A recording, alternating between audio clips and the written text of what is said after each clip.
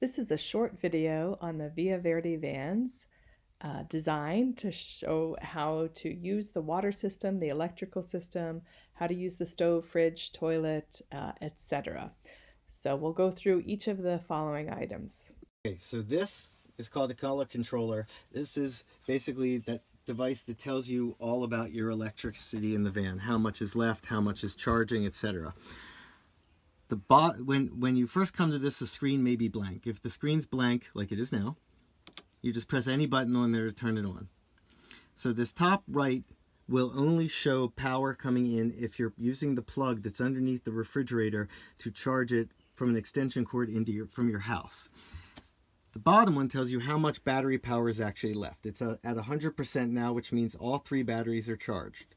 The number below that tells you how much electricity you're currently using. We have several of the lights on in the van, so as you turn off each light, you will notice the negative number goes down a couple watts each time because of how much the light itself is using. Over here, this tells you how much solar power you're actually getting. It's about 7:30 at night and the sun's pretty low, but we're still getting 7 watts of charge from the solar panels, even with it not being too light outside. When you want to use AC power, what you do is you hit the right button and you may be at this screen which says Multi-Plus. When you first start it, you may be at the main screen.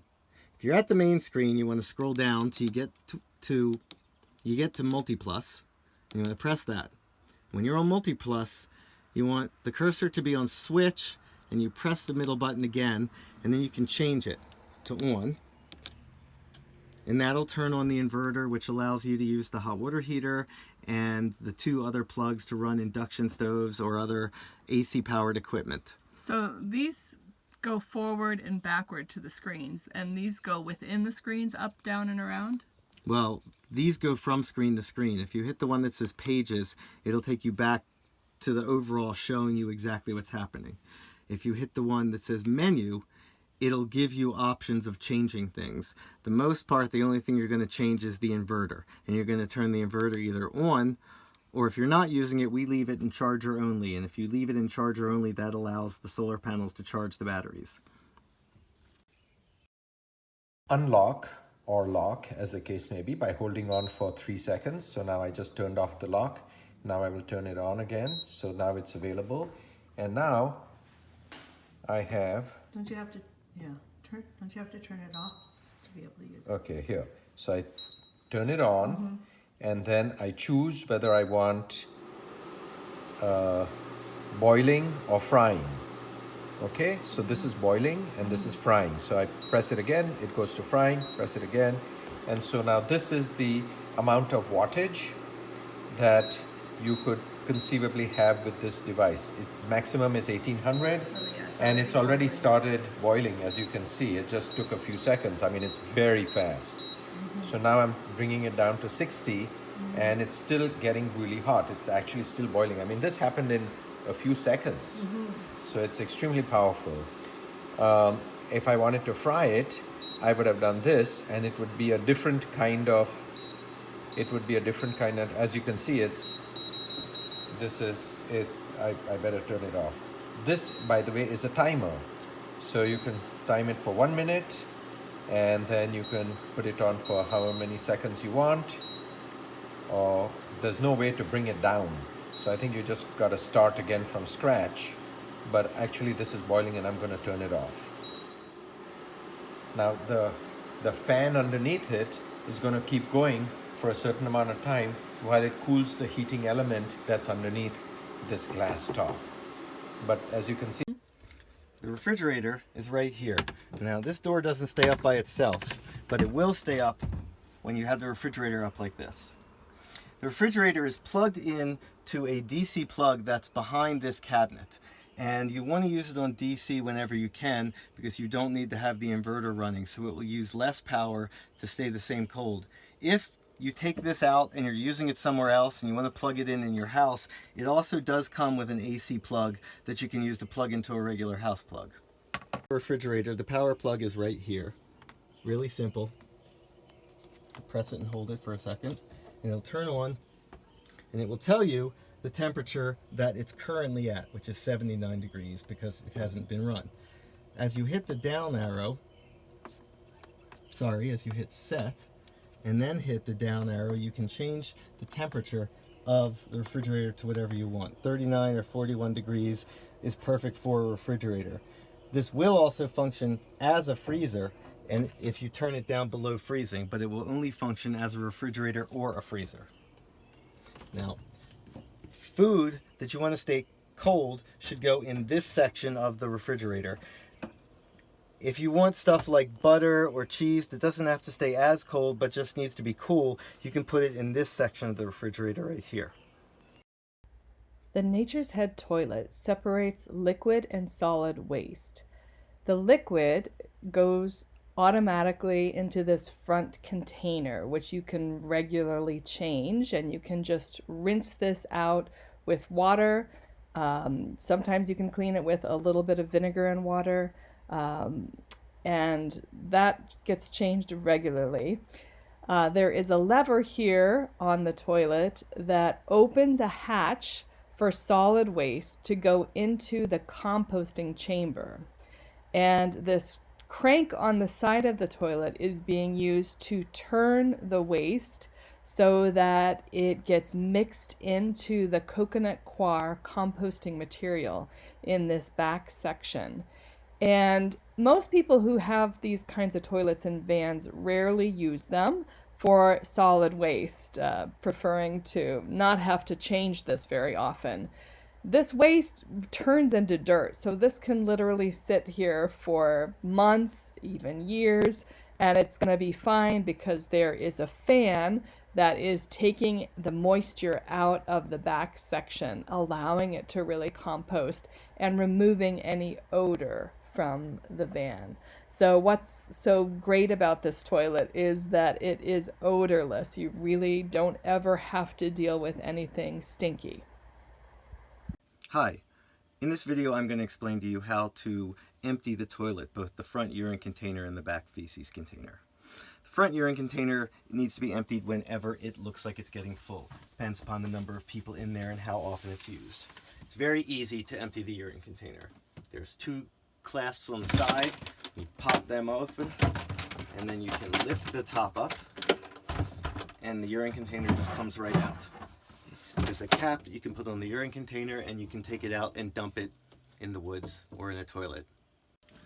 So in order to empty the feces, the back part, you need to take the container out of the van. And the easiest way to do that, you start by disconnecting this electric switch, which is the fan that takes the smell out of the van. And then you disconnect the hose. And this hose, it's a little tight purposely so it doesn't come off. Now, once the hose is out, there are two screws, one on either side of the toilet. And you just unscrew those. And you can lift the entire toilet out. You kind of want to make sure it's clean. You want to make sure that the latches are sealed so you don't spill anything, and then you just lift the entire thing up to take it out of the van. A little tight to do. So these are the screws that are holding the toilet in place. And this is the hose and the electric.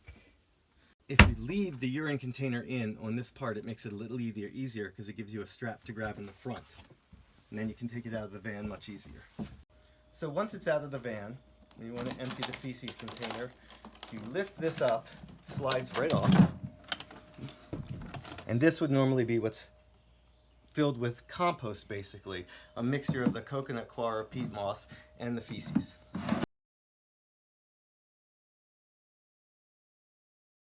Okay, in order to fill the water, you just unscrew the cap, and then you screw in your hose, if I can remember which direction it turns to screw in. Screw it in until it's hand tight, and the easiest way to fill it is if someone's holding it here so it's straight. It will leak less. If there's too much tension on this, it may leak a little right around the edge. Go ahead. As you're putting water in, you'll slowly start to see the upper water gauge rise from empty to full. Full is 20 gallons, so it may take a little bit of time. if you overflow the tank, it'll come out just here beneath the shower handle of the mixer. And that's fine. The only thing you need to know is to unplug the drain. You take the top layer of the bamboo off, and then you just pull this right out. And that way the water will drain down there. You take out the top bamboo mat. You can use that outside if you want to shower outside, but you take it out also so that the shower curtain will fit inside of the stainless steel shower pan so that no water will leak. So when you're taking a shower, you remove this plug. When you're done with your shower, there's a hair catcher in here that you can remove to easily clean out. You probably don't need to do it every shower, but you want to do it every couple showers. It will keep hair from getting into the main gray water tank. Okay. So when you're done with your shower and you want to put this back, you can just put the bamboo piece back in so that this is flush again to use as a step and you won't trip on it. On the front of the sink, you can see the two water controllers. The one that's got a blue dot, it's mostly all black, you're going to turn on in order to fill the hot water tank. So with the water pump on, you'll then, before you turn the hot water on, you want to just turn the cold and the hot water tap on briefly, just so it displaces the air, and that allows then the hot water tank to fill up with water, which is important to do before you turn the hot water tank on. So when the inverter's on and you want to heat hot water, you just flip this switch. The hot water heater will start working automatically. It should take about 30 to 40 minutes to heat the water till it's hot. And so you leave it on for the 30 or 40 minutes, and then you'll be able to turn this on and feel hot water coming out of it. you want to explain how you want to do this when you're driving? Sure. So the hot water heater uses a lot of battery power. The best time to heat the hot water is while you're driving, because while you're driving, not only do you have the solar panels on the roof, but back up, you have this battery to battery charger, which helps charge the batteries from the alternator. So while you're driving, you have a lot of power charging your batteries, while at the same time the hot water heater is using battery power. This panel and this panel both come off to give you access to the plumbing. You'll probably never have to take this panel off. This is only if you need to do repairs. The whole thing pulls out, you can slide it to the side, and all of the pipes are there. This panel you want to take off when you're ready to winterize the vehicle. Go ahead.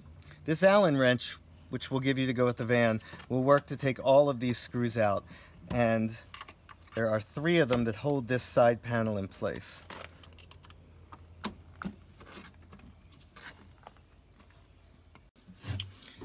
This pump here is the pump that pressurizes the entire system so you can use all your water. It's connected directly from this to the freshwater tank. Water flows into here and through this little thing, which is called an accumulator. It's just an air bladder. It makes it so you can use water without the pump having to run constantly. From here, it goes both up to the cold water taps and down to the hot water heater to heat up the water. Once a year, maybe every 6 months, depending upon how often you're using your water, you're going to want to clean the water filters. There's 2 water filters in here. There's a water filter right here, which is just on the inside of where the hose connects to the outside. And this, you would do the same with the other filter, which might be one of the reasons you'd want to take this panel off. It may be a little easier to clean that filter with the panel off, but you can reach it. The panel that's behind the seat, you mean? Okay. When it's time to clean the filter, first you want to make sure that the water pump is off. And you want to drain some water from the system. You can do that just by running the water for a couple seconds. Out the sink. Out the sink or out the shower. Okay. You want to put a towel under here because when you take this top off, some water is going to spill. So you want to have something to catch any water that spills. This just screws off, and then there's a mesh filter on the inside. Take the mesh filter out, rinse it off with water or a hose or something like that. Put the mesh filter back on and screw this back in. Turn the pump on, and so when you're ready to winterize the vehicle, you're not going to be using it. The weather's going to be freezing. You want to get as much of the water as you can out of the system so the pipes don't freeze or burst. And you do that, like I said, you take off the screws and you pull this panel out. Here's your hot water heater right here. Now, the other reason besides winterizing is to change the amount of hot water that comes in and out of the faucet. This will change the amount of cold water that's mixed in with the hot water, so you don't get 150-degree water. It's a preference thing, so use the water. If it's too hot for you, turn this towards the negative until it's the temperature you like your hot water to be. When you're ready to winterize the system, you take a small length of tube, 2 or 3 feet's good. This is one I made from an abandoned piece of hose. You screw it on to this piece right here, and the reason you're doing this is so it doesn't spray any water into the van and the water comes out of the van. Once it's screwed on tight, you just turn the nozzle and then water will come out the other end, which we're not going to do very much of at the moment because we have the pump on. But with the pump off, you just turn this until water stops coming out. And when water stops coming out, it means you've got the water level down below here, which should be okay for both the cold water. To empty the freshwater tank, just turn on the faucet and let the water run, and you can watch the water gauge to make sure that it's almost empty. To empty the gray water tank, there is an arrow at the back of the sliding door on the floor. And if you reach underneath the van, you'll feel a nozzle there that you can open and empty the gray water tank. Ready? So it's dinner time. You've got where you want for the rest of the day, and you want to set up the table and have dinner. To turn the seats around, what you first need to do is move the seat forward. Seat around, the first thing you need to do is move it forward enough that it clears this pillar. And then on the other side of the seat is another knob that you push to the side, which allows you to turn Can you show me that the knob? seat. That Knob is right here. Okay. And you just turn the seat all the way around, and then you can push it back to give yourself more room. From here. So once you're here and you want to set up the table, it's very easy. So just take this off. We use this to keep it from rattling while you're driving. Both of the hinges have little triggers on the back which you need to press in and pull up till they lock into place. You'll press these same triggers when you want to release it. The leg comes down, and then the two sections of the table fold out like this. So when you're ready to put the table away, it's just a reverse. You fold the two leaves in, you press the button on the side here to raise this, and then these are the two triggers. You just press both of these, and you have to push up a little on the leg to get it in place. Do that, and then this hooks back up.